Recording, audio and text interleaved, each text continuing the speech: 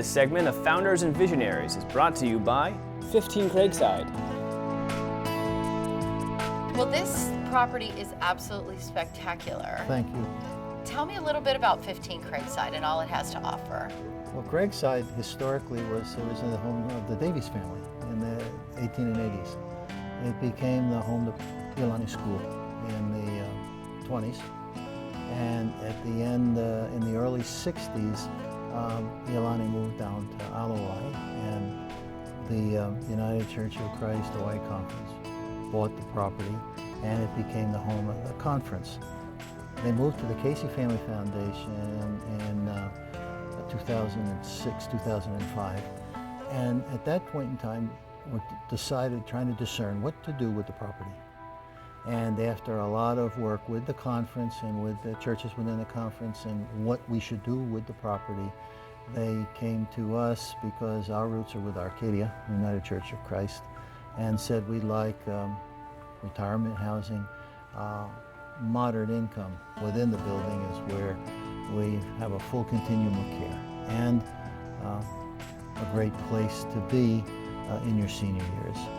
We have a skilled nursing facility on our second floor. We have skylighted swimming pool, multi-purpose room, and exercise areas, and we have a shuttle that takes you all over town. Go holo holo. Yes. How did you get into this business, Emmett, as a career for you? In 1995, there was a need for some help and some leadership, and the board took a gamble on me, and I took a gamble on becoming a nursing home administrator, and that was 17 years ago, and we've never looked back. What gives you fulfillment in this position? What do you enjoy?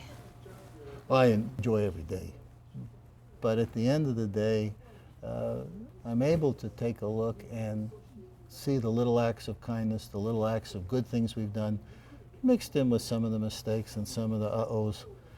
But as I'm driving, there's a sense of contentment that says, you know, it doesn't get any better than this. And so thankful for the people we've met, the residents we work with. It's just a wonderful opportunity. What a blessing. I've had 2 careers in 40 plus years, and both of them I love very much. Let's talk about the whole aging of Hawaii and the need for senior care. What does that picture look like going forward? Well, it's a challenging picture. What the challenge for us is to prepare for that. Some will not be as fortunate, so the safety net must be there. But planning and looking at your ability to save up assets. Not everybody can move into a Craigside or an Arcadia. I think that as we talk more education, as we talk about it, it becomes real to us. The idea now is that we're preparing for that. Now, some of us may be lucky and not need a lot of help. Others, and we don't know who, may develop the Alzheimer's and the dementia, and that's going to cost more. How do we prepare for that, and how do our families, our kids, our grandchildren understand and in effect help us prepare while we prepare them? One thing that I found out that was really wonderful asset to being in a facility like this is, like you said, you can have independent living, or when you need it, you can move to assisted living. Well, you stay and right in your apartment. Oh, okay, you get assisted in your apartment, and if you need long-term care, You come down to you the can stay healthcare right center. in the same facility for that as well. Absolutely. But Kim, let me mention something else I think that's for the kids out there. When they're looking for their parents, or they're thinking about themselves, I think is critical is then the ability to reach into the home, and it's not so much if you're on your last leg and you've got to have home care. It's, can our home care program and our health care program in the home create a better quality for you and a better way of living at home? Because not everybody is going to move into this place or into Arcadia, but most of us will talk now and say we're fixing up our homes and we're going to push the envelope as far as we can. I think the key is understanding the aging process, getting old, that we're going to live longer, and that there are credible programs out there that people can trust that will help them have a little better quality of life and a little better focus. And I think everybody wants to plan. Nobody wants to be a burden to their family Not at all. when they're 80 years old and beyond. Not at all. But it is an additional thing that you financially have to start thinking about at a fairly early age. Now, I had a love that came in my office this morning, and she's 94. And of course, I hear often, when can I go home? When am I going to be taken? And she said, well, I'm going to run out of money. And I said, let us not speak of that.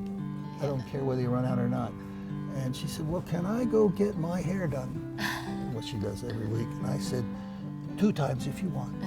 And she said, oh, thank you. But that's the kind of thinking that has to go on, that they've prepared, they know it, and when they've lived that long, they still feel confident and credible, even though they're longing to, cross the river. Yeah. It takes a really sensitive and wonderful heart to be in the position that you're in. It's much more than just being a CEO of a facility. Well, it's nice of you to say that.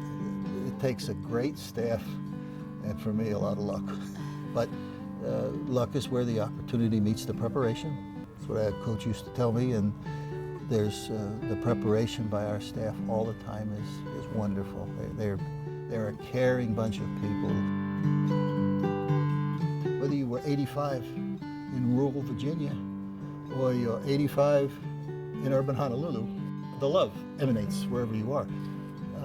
The needs, the care, maybe the background's a little different, but the sense and what we do is the same. So, getting older and aging gracefully and understanding what can be done to make the quality of life a bit better. It's kind of neat to see how the relationships develop. And one time I had commented the devotion of couples, because most have been married 50, 60 years, and that devotion is somewhat inspirational for family life and just for saying, there's something right about this. And then, of course, those that have lost spouses or lost family members, that's equally heartbreaking. Yeah. But they move on, and there's an embracing spirit that makes life worthwhile.